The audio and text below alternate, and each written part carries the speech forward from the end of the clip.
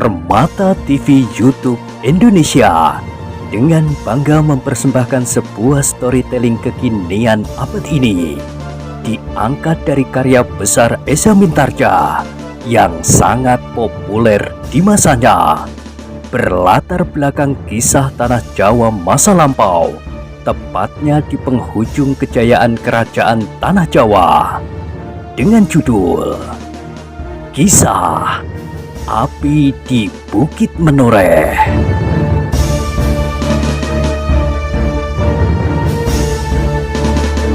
Pada kesempatan yang sangat baik ini, kita masuk pada episode yang ke-371. Selamat menikmati.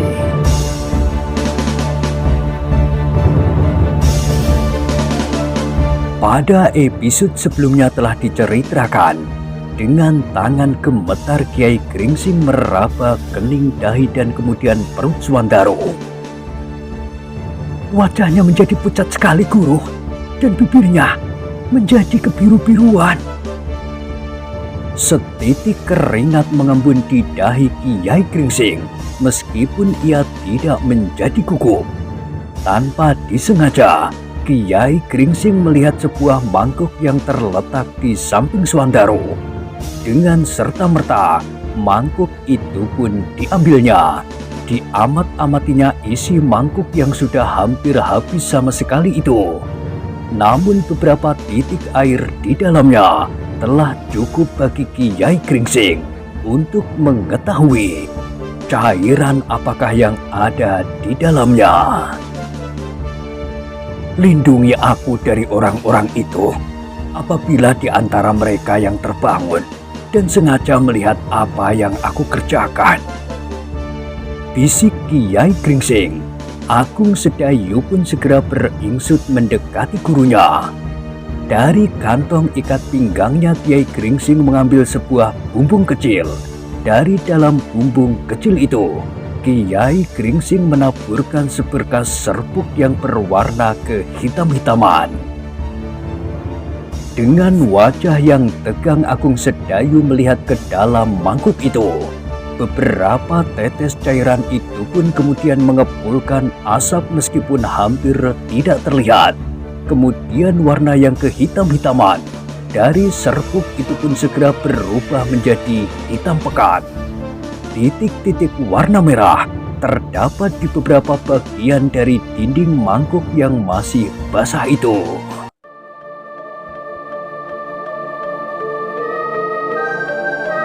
Racun lagi, desis Kiai Gringsing. Meskipun lemah, tetapi cukup berbahaya bagi Swandaro yang kekuatannya belum pulih kembali. Carilah air. Jangan dengan mangkuk atau bumbung, carilah dengan daun pisang. Agung Sedayu pun dengan tergesa-gesa bangkit dan melangkah keluar. Ia tidak menghiraukan lagi ketika orang yang tinggi kekar itu bertanya pula kepadanya. "Hei, akan kemana lagi kau anak gila?" Agung Sedayu tidak menyahut. Sejenak kemudian, ia pun telah hilang di balik tabir gelapnya malam. Dengan daun pisang ia membawa setakir kecil air sumur. Seperti pada saat ia keluar, ia pun sama sekali tidak menghiraukan sapa orang yang tinggi besar itu, selain mengangguk-anggukkan kepalanya. Tetapi ketika ia menyerahkan air di dalam takir daun pisang itu, ia mendengar pintu bergerit. Ketika ia berpaling, dilihatnya orang yang tinggi kekar itu berdiri berpegangan pada uger-uger pintu. "Temui orang itu, usahakan agar ia tidak mendekat," desis Kiai Gringsing yang memasukkan serbuk yang lain ke dalam takir daun pisang yang berisi air itu. Agung Sedayu pun berdiri. Perlahan-lahan ia mendekati orang yang tinggi besar itu sambil berkata, "Aku tergesa-gesa, adikku haus sekali." "Kenapa kau terlampau lama?"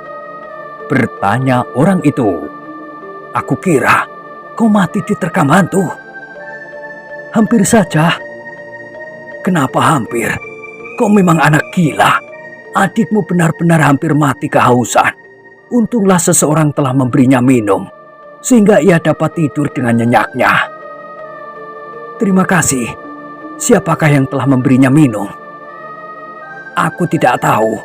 Seseorang di antara sekian banyak orang. Orang yang kekurus-kurusan itu. Orang itu menggeleng. Bukan. Orang itu tidur di luar. Lihat, ia ada di serambi. Lalu siapa? Kami akan mengucapkan terima kasih. Adikku sudah menjadi segar. Orang itu menggeleng sekali lagi. Aku tidak tahu.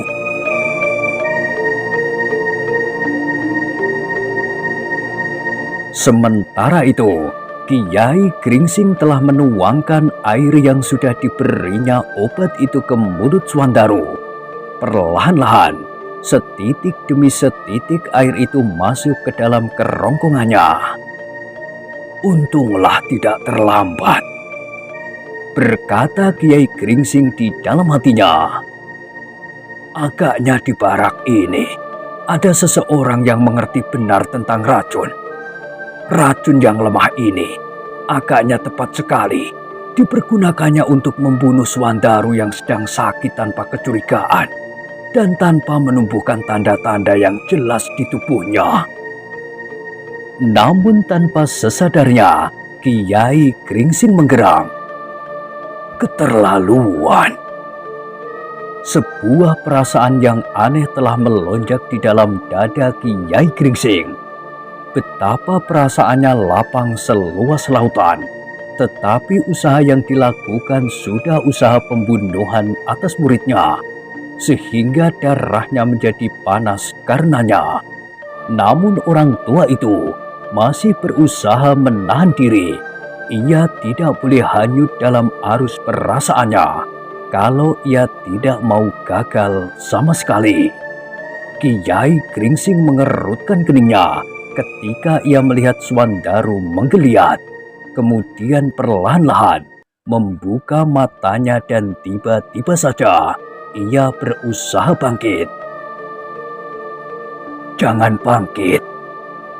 Swandaru tidak dapat menjawab, tetapi sesuatu telah dimuntahkannya dari mulutnya, cairan yang berwarna hitam kemerah-merahan.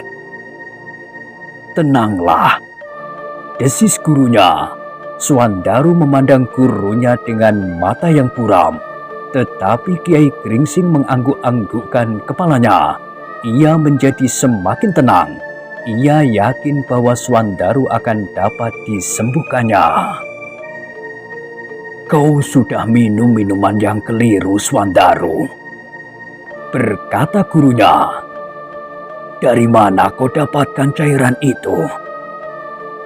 Orang yang kekurus-kurusan itu, desis Swandaru. Kenapa kau minum juga? Katanya, Kakang Agung Sedayu sedang mencari air untukku karena aku terlampau haus. Maka diberinya aku air itu sebelum Kakang Agung Sedayu datang. Katanya ia kasihan kepadaku.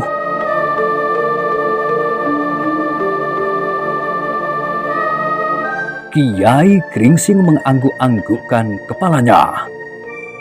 Racun yang kau minum itu adalah racun yang lemah, tetapi cukup berbahaya bagimu yang masih belum pulih benar. Untunglah aku cepat datang. Wajah Swandaru menjadi tegang, tetapi ia masih mendengar gurunya berkata, jangan mengambil sikap sesuatu. Kita harus berhati-hati menghadapi seluruh jaringan itu. Jaringan apa, Guru? Bertanya Swandaru. Kau akan mendengar pada saatnya. Swandaru tidak bertanya lagi. Dicobanya untuk mengatur pernafasannya yang masih sesak.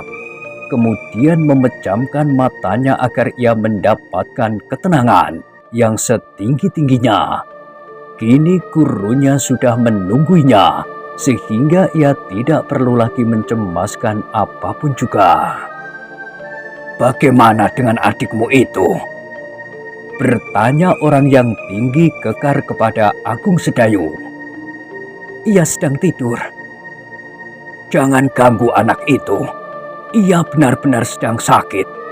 Aku menyesal telah menahanmu ketika kau akan mencari air. Aku kira kau hanya berpura-pura saja." "Iya, mudah-mudahan setelah ia terbangun besok, ia sudah sembuh benar." "Mudah-mudahan," desis Agung Sedayu. Orang yang tinggi kekar itu pun kemudian meninggalkan Agung Sedayu dan kembali ke tempatnya di luar barak. Orang yang tinggi itu lebih senang tidur di serambi. "Udara di dalam terlampau panas," katanya. Agung Sedayu tidak menyahut. Ketika orang itu telah berada di luar pintu, Agung Sedayu segera mendapatkan gurunya. Dari Kiai Gringsing ia mendengar bahwa perbuatan orang-orang itu sudah keterlaluan. Mereka sudah berusaha melakukan pembunuhan, sengaja atau tidak sengaja, atas Wandaro. "Ada dua kemungkinan," berkata Kiai Gringsing. "Pembunuhan itu dilakukan atau pelumpuhan atas Wandaro. Seandainya tidak berakibat mati, dimaksud agar kita menghentikan kerja kita, atau karena orang-orang itu benar-benar ketakutan agar kita tidak menyebabkan mereka dan semua orang di barak ini menderita." Agung Sedayu mengangguk-anggukkan kepalanya. "Besok," berkata Kiai Gringsing, "ceritakan kepada setiap orang apa yang kau lihat. Katakan dengan selengkap-lengkapnya bahwa ada hantu yang menyebut dirinya Kiai Dandang Wesi dari Gunung Merapi, dari kerajaan Kajiman di Gunung Merapi."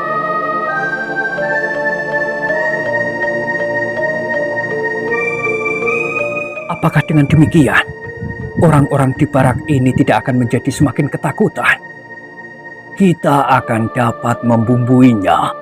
Hantu-hantu dari Gunung Merapi berada di pihak Raden Sutawijaya. Bukankah hantu itu berkata bahwa ia pernah menjadi pemomong Raden Sutawijaya sebelum merayang dan mendapatkan bentuknya yang sekarang? Iya. Nah, Kiai Dandang Wesi dan pasukannya pasti akan berpihak kepada Raden Sutawijaya. Kau dapat menambahkannya pula bahwa hantu-hantu di segala sudut bumi pasti akan membenarkan sikap Raden Sutawijaya. Karena tanah dan laut yang kasat mata wadak oleh manusia ini memang diperuntukkan bagi manusia. Agung Sedayu mengangguk-anggukkan kepalanya. Demikianlah, maka sisa malam yang tinggal menyangkut di ujung pohon nyiur itu pun dipergunakan sebaik-baiknya oleh Kiai Gringsing dan Agung Sedayu. Mereka segera berbaring berdesak-desakan sebelah menyebelah Suwandaro yang kini menjadi lemah kembali. "Kau akan segera pulih," bisik gurunya. "Lalu, bagaimana dengan obat yang guru bawa ke dukun sakti itu?" "Masih ada padaku. Itu aku taruh di bawah kakimu. Tetapi sebaiknya aku mempergunakan obatku sendiri. Di sini banyak orang yang tidak dapat dipercaya lagi." Suwandaro tidak bertanya lagi. Agung Sedayu yang berbaring sambil memejamkan matanya mencoba untuk tidur, tetapi ia tidak berhasil. Namun demikian ia sudah mencoba beristirahat meskipun hanya sejenak. Ketika cahaya yang kemerah-merahan membayang di langit, maka burung-burung liar pun mulai berkicau dengan riuhnya. Mereka sama sekali tidak menghiraukannya bahwa di alas Mentauk telah terjadi benturan antara dua kekuatan lelembut yang cukup dahsyat. dari alas Mentauk sendiri dan dari Gunung Merapi.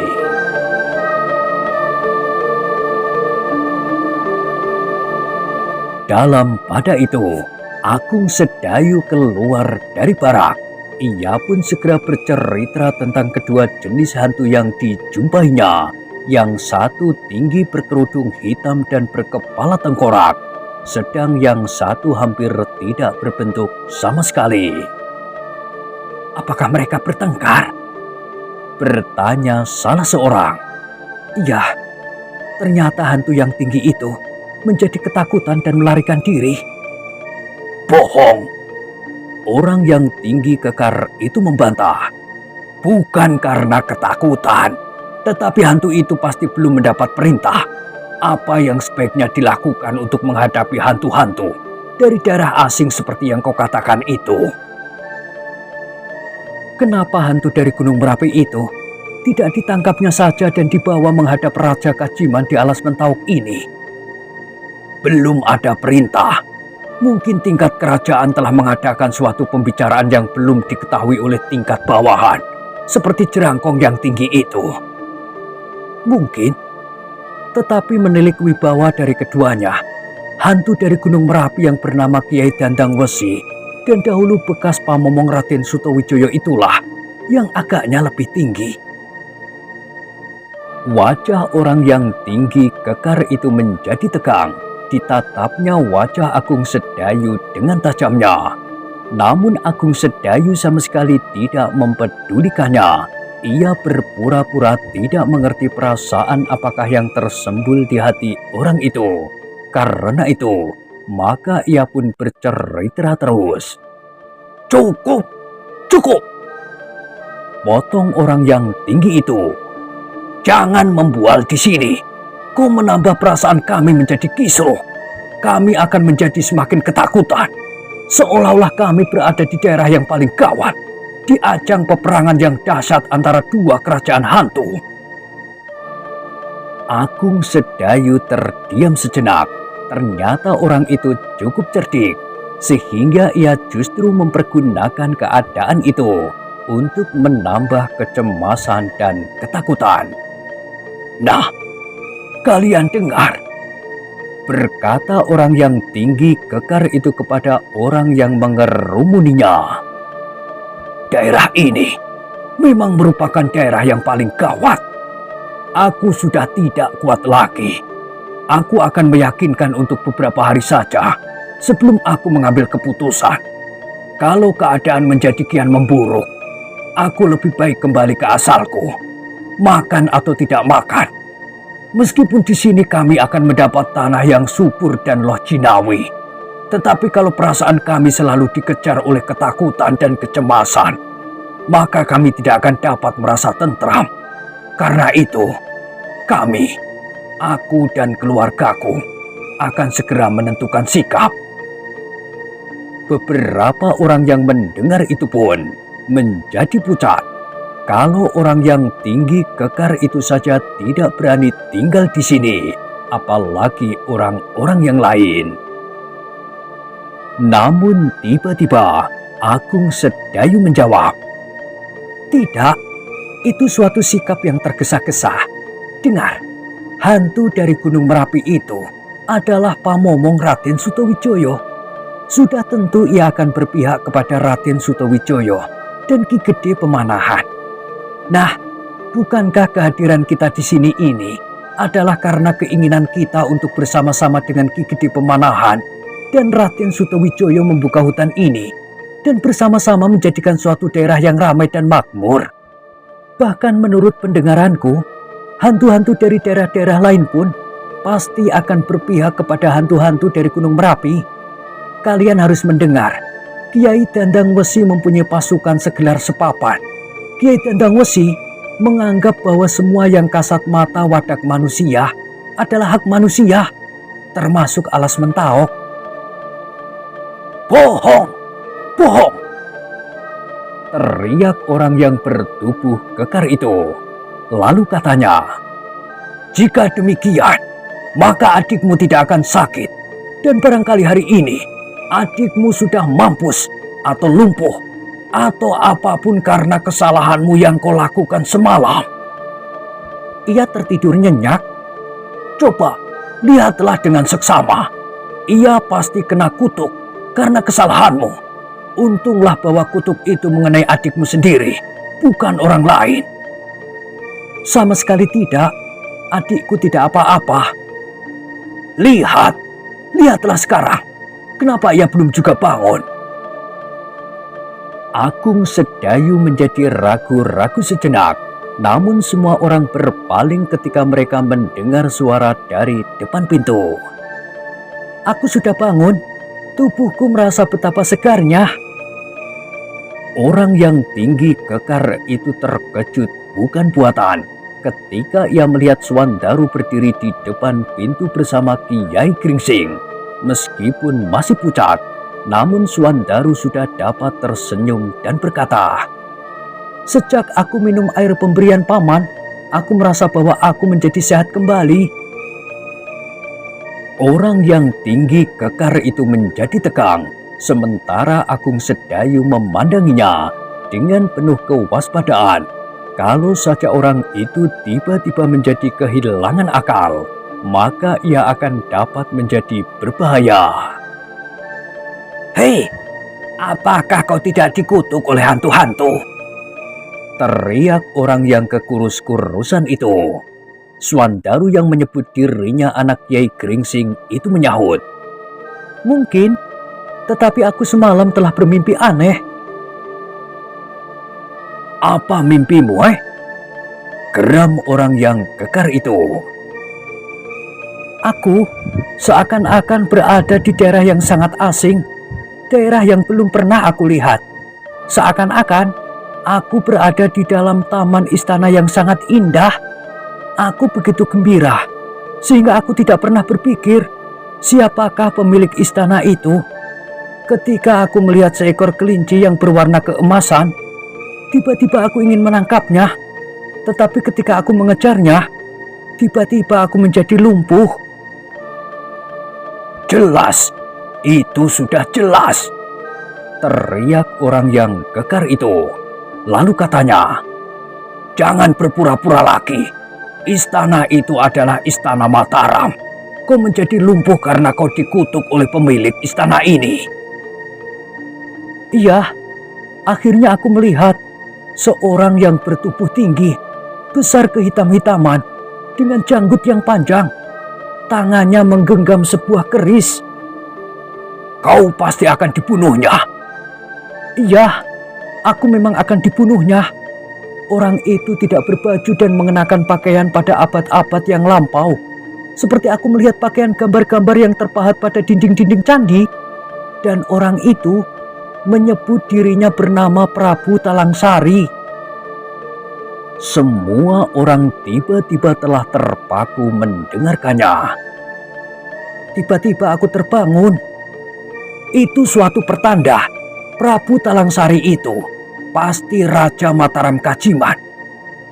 Orang yang kekurus-kurusan itu menyahut, "Camkanlah mimpi itu." "Iya, ketika aku terbangun, aku menjadi sangat haus. Itulah sebabnya kakakku keluar sejenak untuk mengambil air. Tetapi ternyata kakakku pergi terlampau lama, sehingga aku mendapatkan air dari paman itu." "Persetan!" geram orang itu. Lalu aku tidur lagi. Aneh sekali, aku bermimpi pula. Mimpiku adalah kelanjutan dari mimpiku yang pertama. Bagaimanakah mimpi itu? Apakah kalian masih bersedia mendengarkannya? Lihat, matahari semakin tinggi. Nanti kalian terlambat pergi ke tanah garapan masing-masing. Hampir berbareng orang-orang yang berkerumun itu menengadahkan wajah mereka. Mereka melihat matahari yang memang sudah menanjak naik semakin tinggi di balik dedaunan. Tetapi tiba-tiba salah seorang dari mereka berkata, "Sebentar saja, cepat, katakan kelanjutan mimpimu." "Iya, kami masih mempunyai waktu sebentar." "Katakan cepat." Bentak orang yang tinggi kekar itu. Mungkin itu suatu isyarat bagimu agar kau tidak menjadi semakin sombong. Baiklah, berkata Suandaru. Ketika aku mulai dengan mimpiku yang kedua, kata-katanya terputus karena orang yang kekurus-kurusan itu membentak. Langsung sebut saja mimpimu. Suandaru mengerutkan keningnya. Baiklah, aku akan segera saja mengatakan isi mimpiku itu supaya tidak berkepanjangan. Sebut saja, sebut langsung. Kau terlampau banyak memberikan pengantar, berkata orang yang kekar itu. Tetapi yang lain memotong. Biarkan ia berbicara. Kau memutus kata-katanya. Diam. Kenapa ribut? Desis yang lain.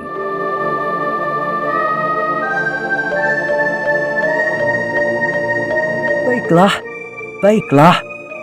Mimpiku itu tidak panjang lagi, berkata Suandaru selanjutnya.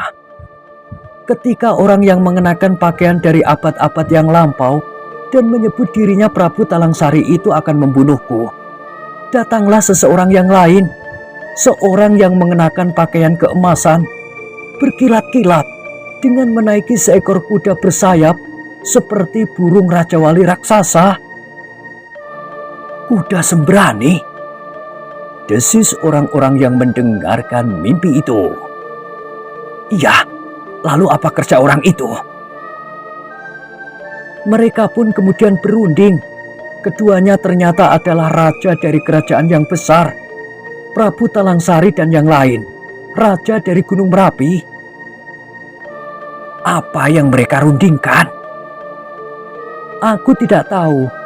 Tetapi ketika raja yang berpakaian berkilauan seperti matahari itu pergi, aku dilepaskannya, dan bahkan Prabu Talangsari berkata, ambillah kelinci ini, aku tidak memerlukan lagi.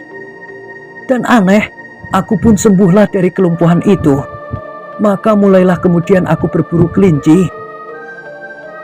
Apakah kau dapatkan kelinci yang berwarna keemasan itu? Iya, akhirnya aku dapatkan juga. Tidak ada siapapun lagi yang menggangguku. Beberapa orang saling berpandangan sejenak. Agung Sedayu pun mula-mula ikut merenungkan mimpi adiknya yang aneh itu. Namun kemudian ia tersenyum di dalam hati karena ia yakin bahwa mimpi itu adalah sebuah dongeng yang telah dibuat oleh gurunya. Karena itu, tiba-tiba saja ia bertanya, apakah raja dari Gunung Merapi yang naik kuda itu sendiri? Suandaru mengerutkan keningnya, lalu jawabnya, sendiri? Iya sendiri. Tentu mimpi itu turut dasi, benar-benar terjadi seperti yang terbayang di dalam mimpi. Aku telah bertemu dengan hantu merayangan yang menyebut dirinya bernama Kiai Dandang Wesi. Tetapi orang-orang yang berada di sekitar tempat itu pun terkejut ketika orang yang kekurus-kurusan itu berkata, bohong, semuanya bohong. Agung Sedayu mengerutkan keningnya. Katanya, aku tidak bohong, dan aku kira adikku juga tidak bohong. Hei, dari mana ia mendapat nama Prabu Talangsari? Apakah ia sekedar mengarangkan sebuah nama? Baik, memang mungkin ia mengarang. Tetapi apabila ada suara-suara dari orang lain yang juga menyebut-nyebut nama itu, apakah mungkin mereka juga mengarangkan nama yang kebetulan sama? Kami di sini belum pernah mendengar nama itu. Adalah tiba-tiba saja ketika yang berbicara kemudian adalah Kiai Gringsing. Jadi nama itu sama sekali tidak dikenal di sini? Tidak, jawab orang yang kekurus-kurusan itu. Tetapi tadi ada di antara kalian yang memastikan bahwa orang yang bertubuh tinggi besar dan mengenakan pakaian dari abad-abad yang lalu itu adalah Raja Mataram Kajiman. Tidak seorang pun yang menjawab, sehingga Kiai Gringsing bertanya pula kepada orang yang kekurus-kurusan itu. Jadi kau yakin bahwa nama itu sekedar sebuah nama di dalam mimpi dan tidak berarti sama sekali? Setiap orang pun kemudian berpaling memandang wajah orang yang kekurus-kurusan itu. Namun sejenak orang itu tidak menjawab dan bahkan wajahnya menjadi ragu-ragu. Mudah-mudahan memang tidak ada nama Prabu Talangsari. Kau pasti hanya sekedar mendengar cerita dari kakakmu yang sudah menceritakan pertemuannya dengan hantu-hantu.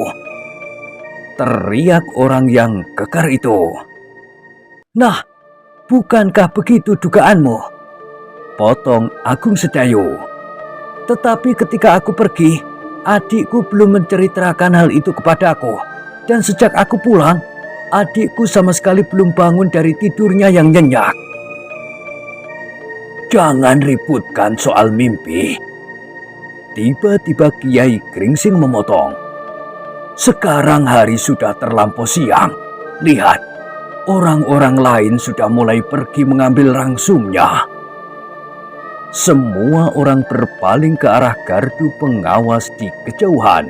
Mereka melihat orang-orang yang tidak ikut berkerumun telah siap untuk pergi.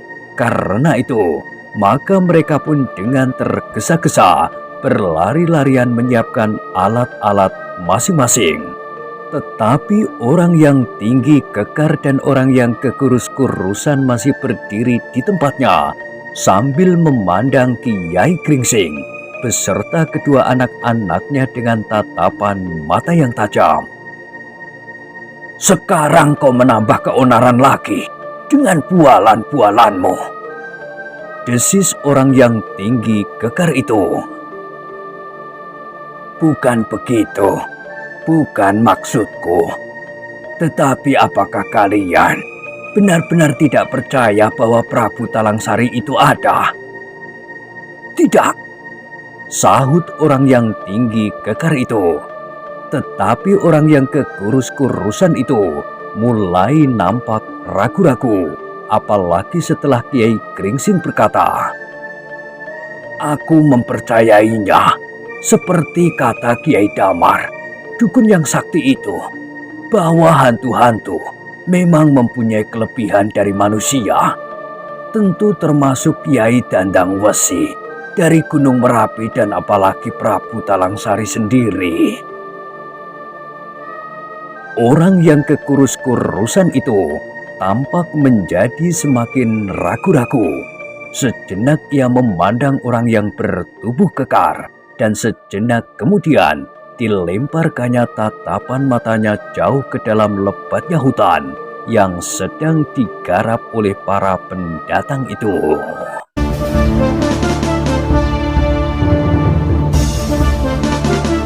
Nah, bagaimanakah kisah selanjutnya? Silahkan ikuti terus kisah Api di Bukit Menoreh pada episode berikutnya. Sampai jumpa.